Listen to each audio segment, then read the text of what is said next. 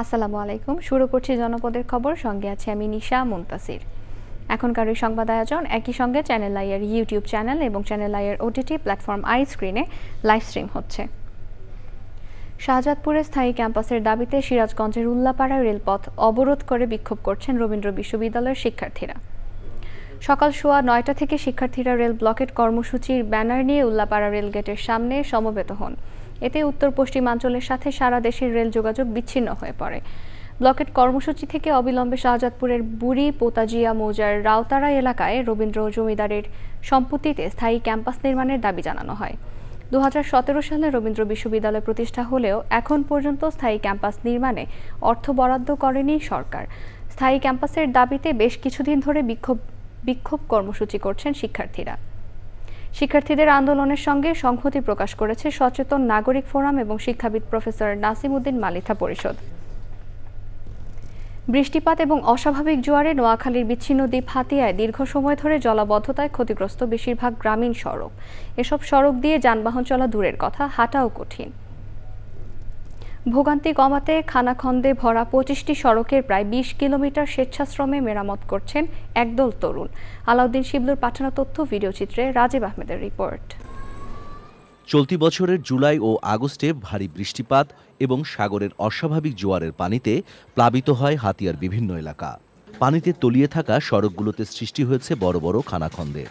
ফলে কাদামাটি আর খানাখন্দের 5 ইউনিয়নের গ্রামীণ যাতায়াত ব্যবস্থা অনেকটাই ভেঙে পড়ে। ওইখানে পানি উঠে গেছে, রোডের মাঝে এখনো পানি আছে জলাবদ্ধভাবে। এই রাস্তা দিয়ে একবার ঢুকলে কলিজাগুদা ব্যথ হয়ে যায়।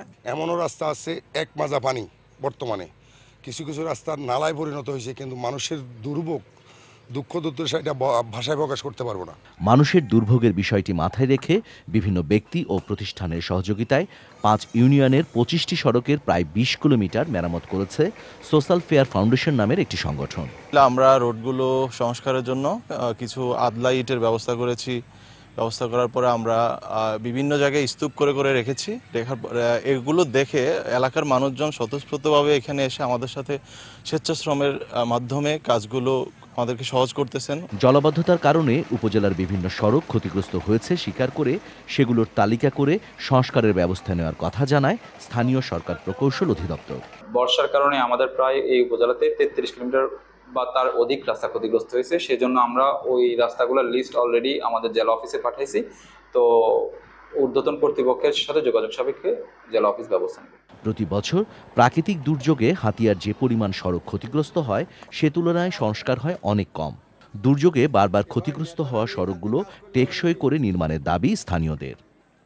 Rajib Ahmed, channel I. এবারে প্রতিনিধিদের পাঠানো তথ্য, ভিডিওচিত্রে সারা দেশের বিভিন্ন খবর নিয়ে আলমুকসিদের রিপোর্ট। নোয়াখালীর সুবর্ণচর উপজেলায় কৃষক দলের আয়োজনে চরজব্বর ডিগ্রি কলেজ মাঠে কৃষক সমাবেশ হয়েছে।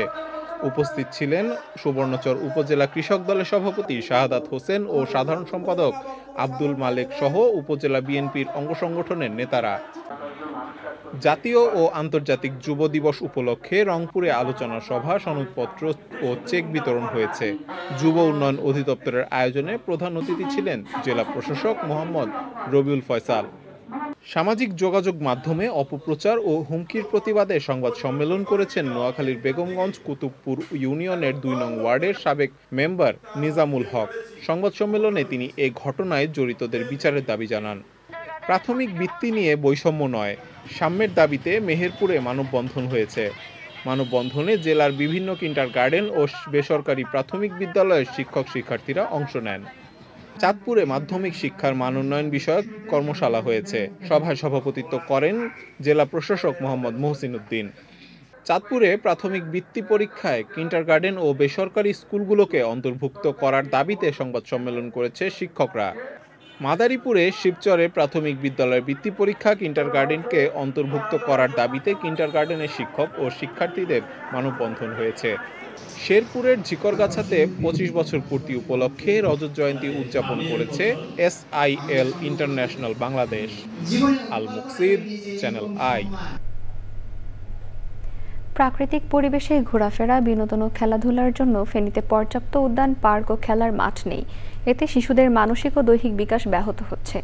তরুণ প্রজন্মের মাঝে বাড়ছে মুঠোফোন সহ ইলেকট্রনিক ডিভাইসে আসক্তি। জড়িয়ে পড়ছে কিশোর গ্যাংসহ নানা অপরাধমূলক কর্মকাণ্ডে। খেলার মাঠ নির্মাণ সহ শিশুদের নির্মল বিনোদনে দ্রুত প্রয়োজনীয় ব্যবস্থা নেওয়ার দাবি জানিয়েছেন অভিভাবক ও স্থানীয়রা। ফেনী সংবাদদাতার তথ্য, ভিডিওচিত্রে আফরোজা হাসির রিপোর্ট। যে সময়টা শিশুরা দাপিয়ে বেড়াবে খেলার মাঠে, হৈহুল্লোড়ে মাতবে উন্মুক্ত পরিবেশে, সে সময়টা কাটছে গ্রিল ঘেরা বারান্দা কিংবা অট্টালিকার ছাদে। চার দেয়ালে বন্দি শিশুদের অপলক দৃষ্টি জুড়ে মুক্ত বিহঙ্গের মতো ছুটে চলার নীরব হাহাকার।